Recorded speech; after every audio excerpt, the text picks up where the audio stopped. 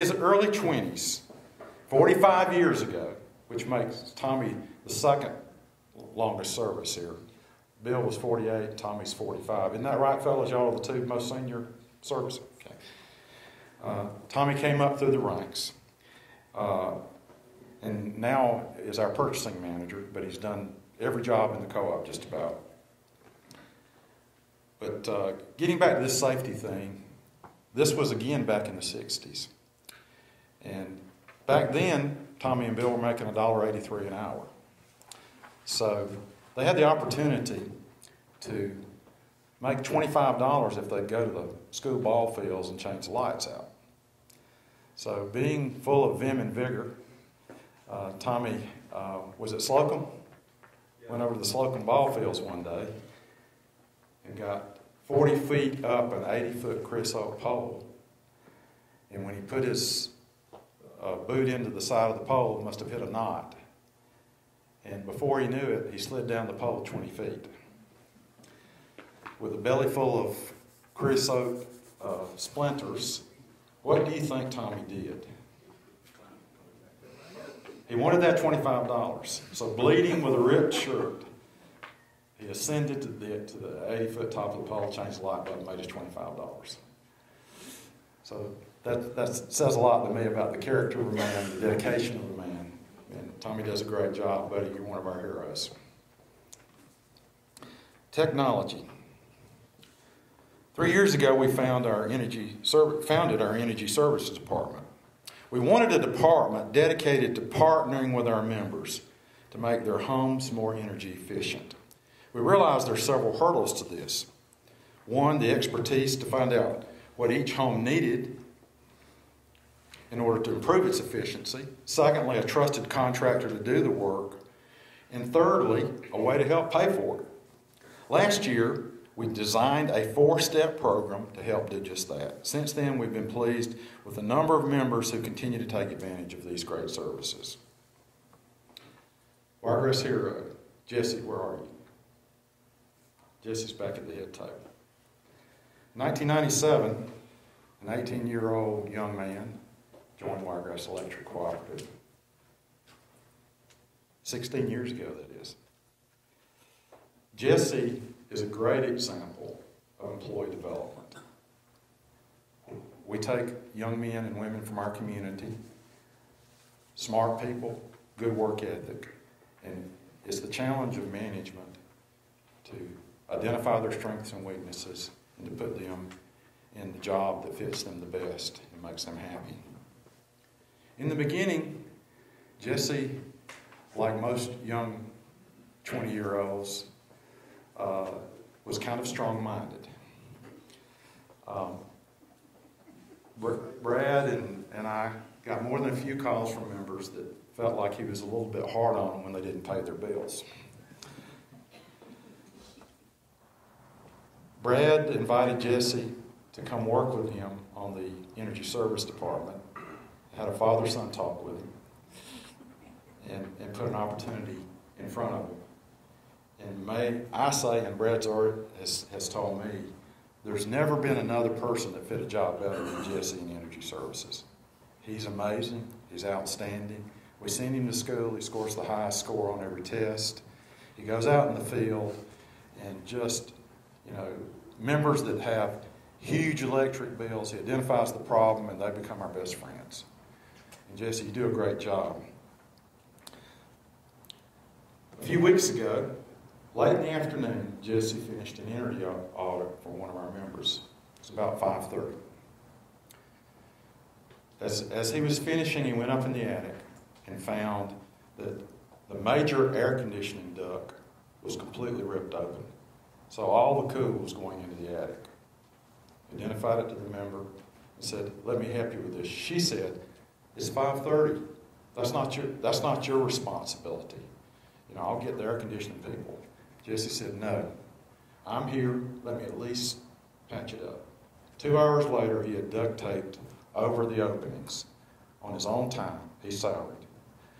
And the member was very appreciative that it might take a few days to get it fixed right, but he on his own time stayed because that's what he thought the right thing to do was. That's what I'm talking about. Wiregrass Hometown Heroes. Technology. 3 years ago, SCADA. Wiregrass Electric believes in adopting the right technology that can offer the most benefit to our members. We followed this belief with our automated meter reading system, which have allowed us to offer programs like prepay. This year, we continue to improve and expand our SCADA, which is Supervisor Control and Data Acquisition System. SCADA allows Wiregrass Electric to remotely control various pieces of equipment that are in the field. This helps us to restore power quickly to many of our members. SCADA will also allow us to know where we have problems on our systems, in some cases before we even get a call from our member. SCADA makes us more efficient and certainly reduces outages. Outage management. We've made a number of improvements that help decrease outage times in addition to SCADA. During an outage, the outage management system helps dispatchers communicate with our service and line crews to know exactly how and where to respond. Thanks to this technology, we now have the information we need in order to cut out a lot of the guesswork in fixing power outages.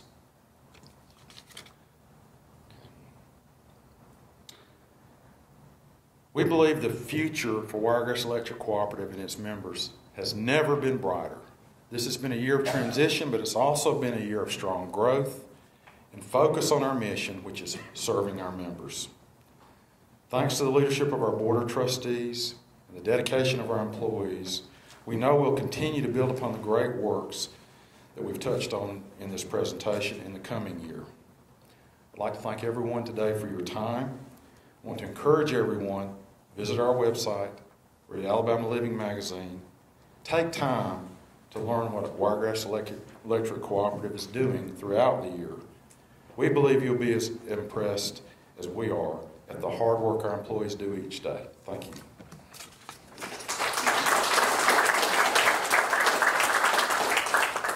Thank you, Les. Excellent report. I know that you can see from Les's report just how blessed we are to have Wiregrass Electric as our employer and as our cooperative energy services provider. It's a team atmosphere here. It's a family atmosphere here. Our employees, our board, our managers, and you, our members. I mean, we're just thankful to be able to be a part of such a fine cooperative. And anyway, thank you again, Les, for a great presentation. At this time, I'd like to introduce Libby Glasgow. She's with Farmer, Price, Hornsby & Weatherford. That's our attorney law firm for the cooperative. And Libby's here to discuss the nomination process, introduce the trustee candidates, and announce the election results. Woohoo! Thank you, Brad.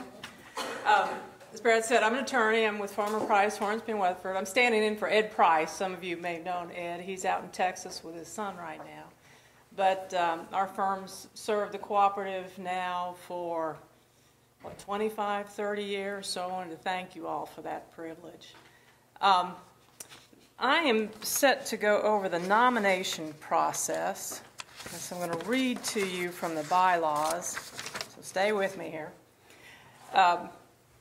All nominations for trustees shall be made by petition signed by at least 15 members of the cooperative who reside in and receive services in the district for which such trustee is nominated, along with complete addresses of said members.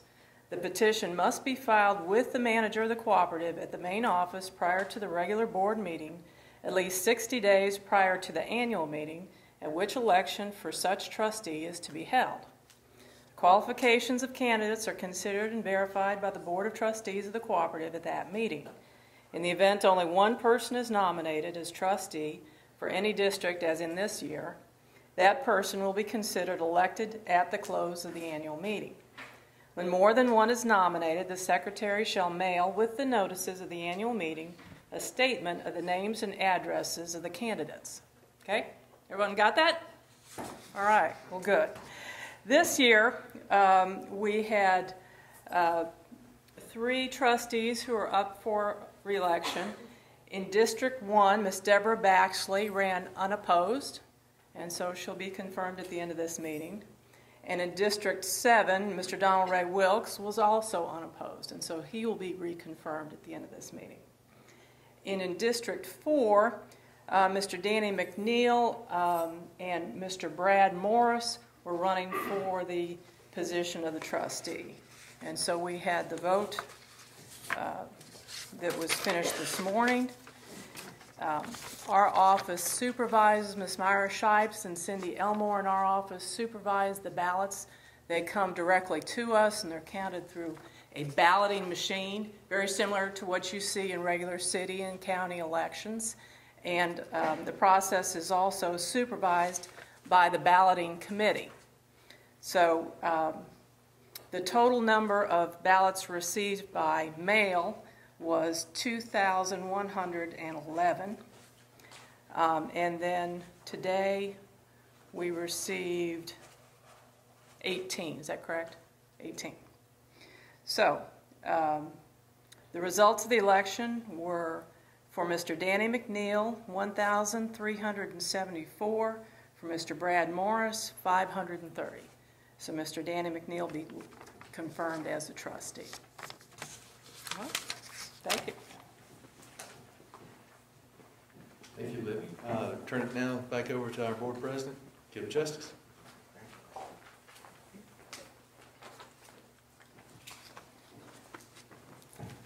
Do we have any unfinished business? Do we have any new or any other business? Okay, now I would get my notes.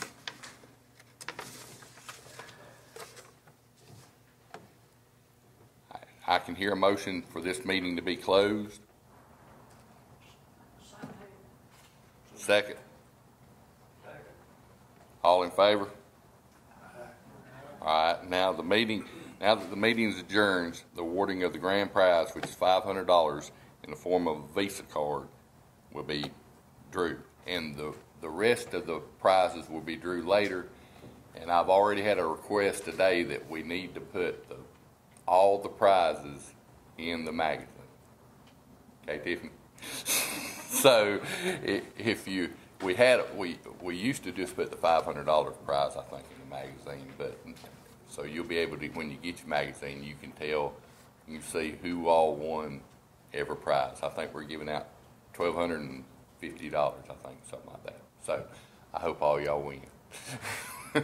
All right, so now the meeting is adjourned. Thank y'all for coming. We really appreciate it.